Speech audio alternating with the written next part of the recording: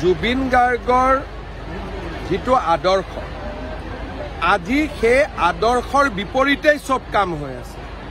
জুবিন গাৰ্গে তেওঁৰ শৰীৰতে মহাদেৱৰ টেটু বনোৱা আছে।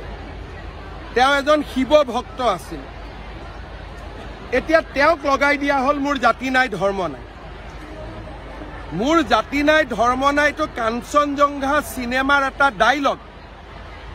কিন্তু জুবিন গাৰ্গে এজন আমাতকৈ ডাঙৰ শিৱ ভক্ত আছিল।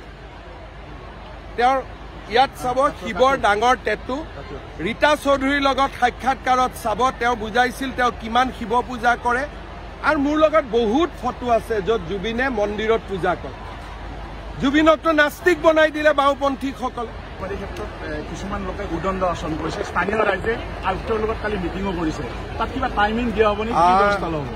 যোৱাকালি স্থানীয় ৰাইজে জিলা আয়ুক্তৰ লগত এখন সভা কৰিছে আৰু কেইটামান প্ৰস্তাৱ লৈছে। জিলা আয়ুক্তই এই দিশত ৰাইজ আৰু জিলা আয়ুক্তই এই দিশত সিদ্ধান্ত ল'ব আৰু তাতে চৰকাৰে হস্তক্ষেপ নকৰে। যোৱাকালি মিটিং হৈছে, গতিকে অহা কালি পৰহি যি প্ৰস্তাৱ আছে লাহে লাহে জিলা আয়ুক্তই তাক ৰূপায়ণ কৰিব। কিন্তু চৰকাৰ বা ৰাজ্য চৰকাৰে ইয়াত হস্তক্ষেপ নকৰে। এইটো তেওঁলোকে আলোচনা কৰি আছে। আমি এক্সপাৰ্ট কমিটি কৰি দিছোঁ। তেওঁলোকক চবকে সময়সীমা দি থাকিলে তেওঁলোকে মুখ্যমন্ত্ৰীক বেয়া পাব নহয়।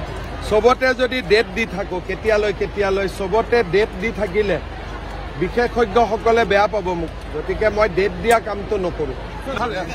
দিলীপ শইকীয়াই কালি এটা কথা মুকলিভাৱে অভিযোগ কৰিছিল যে গুৱাহাটীৰ কিছুমান কংগ্ৰেছ নেতাই আচলতে পাল পাতি তেওঁলোকে সমাধি ক্ষেত্ৰলৈ মানুহ পঠিয়াই যিকোনো খবৰৰ বাবে যোগাযোগ কৰক 7099017330 লগতে 7099017110 নম্বৰত।